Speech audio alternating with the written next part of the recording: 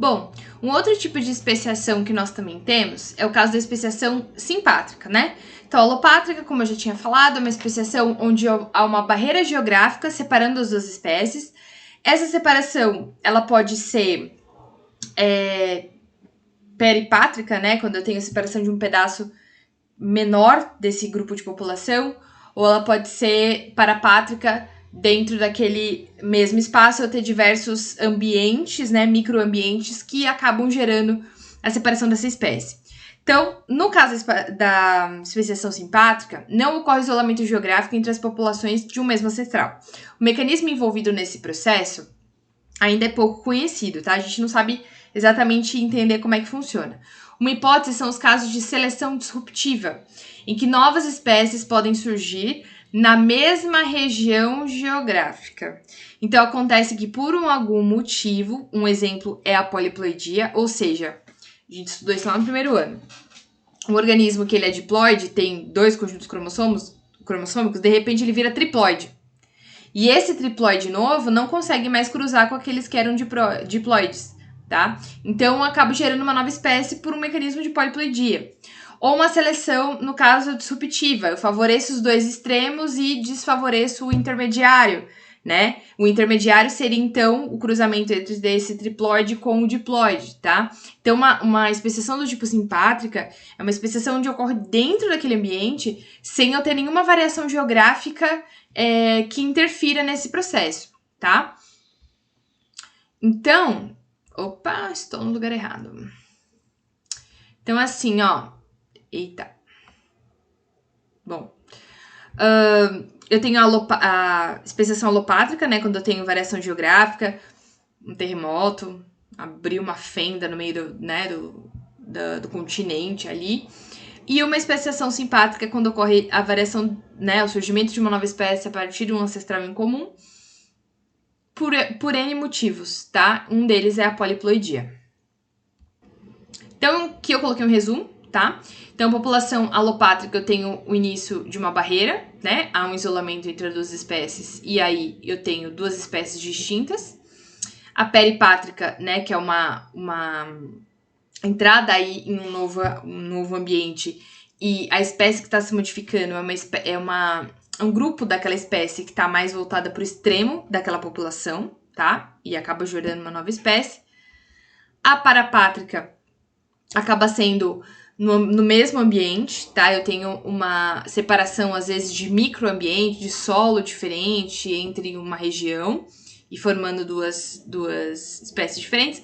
Ou a simpátrica por uma mudança genética, tá? Que acaba que os 2 organismos não conseguem mais se reproduzir entre eles. E aí, o que significa não conseguir se reproduzir, tá? É o tal do isolamento reprodutivo. É a interrupção do fluxo gênico entre as populações. Elas não cruzam mais, não dá para trocar mais material genético, tá?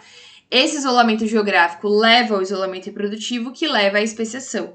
Então, por exemplo, se eu inicialmente tenho uma única espécie de mosca da fruta, aí eu começo a tratar uma espécie com amido e outra com maltose, e eu tenho uma variação genética devido a esse tratamento de alimentação diferente, vai chegar um momento que 8 ou mais gerações que se passam, eu tenho uma preferência de acasalamento entre aquelas que comeram maltose com aquelas que comeram maltose e aquelas que comeram amido com aquelas que comeram amido. Acaba que a diferença entre elas, né, por uma preferência de cruzamento, acaba se tornando tão grande que elas se tornam 2 espécies diferentes, tá? Só um exemplo, tá? Esse mecanismo de isolamento, ele pode ter 2 modelos. Ou ele é pré-zigótico, ou pré-fecundação, ou ele é pós-zigótico ou pós-fecundação. Qual que é a diferença, tá? O mecanismo que a gente classifica como pré-zigótico, ele impede a formação do zigoto. Então, ele pode acontecer por quais motivos? Primeiro, isolamento ecológico, tá? As 2 espécies começam a encontrar lugares diferentes para sobreviver, né? Depois que elas se separaram. E elas não se encontram mais. Então, né? É um isolamento ecológico, um isolamento de ambiente, tá? Não tem mais contato para reproduzir. Isolamento sazonal ou temporal. Essa espécie acasala no verão, essa acasala no inverno. Então, se eu tenho o período de acasalamento diferente, elas não se encontram para fazer o acasalamento e, consequentemente, não geram híbridos, não geram... O híbrido, sempre é o indivíduo intermediário entre 2 espécies, tá? Isolamento mecânico. O órgão reprodutivo é incompatível, né? A estrutura reprodutora dos dois não tem relação, não tem como haver a cópula, tá? Ou o isolamento gamético, que é o espermatozoide de uma espécie não é atraída pelo óvulo de outra. Porque o que a gente sabe quando, por exemplo, no caso do ser humano tem relação sexual, o processo de entrada do espermatozoide, né, ele ocorre por meio da ejaculação, porém, o espermatozoide masculino, ele é atraído, né, em direção ao óvulo. Ele é atraído pelo óvulo, tá? Então, há uma sinalização química envolvendo o processo, que não acontece aqui no caso das espécies estarem isoladas, né? Um outro mecanismo é o mecanismo pós-zigótico, tá? Que reduz a viabilidade ou a fertilidade do híbrido. O híbrido acaba se tornando infértil.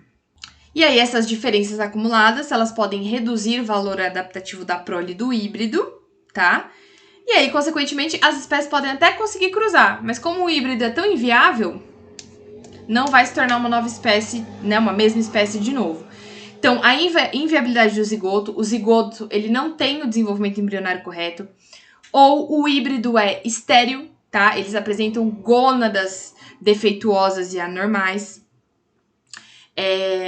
que não vai reproduzir, então ele até nasce, mas não reproduz.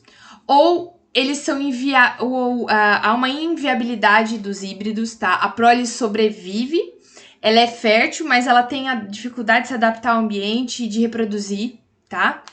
Ou, em um último caso, o híbrido é até fértil, tá? Só que seus descendentes, o descendente dos híbridos, são inférteis. Então, tudo isso, esses mecanismos de isolamento, são mecanismos para que as espécies continuem sendo espécies diferentes, para que não possa haver cruzamento entre elas e elas se tornarem uma mesma espécie novamente. Bom, responda então a pergunta abaixo, voltamos no próximo vídeo.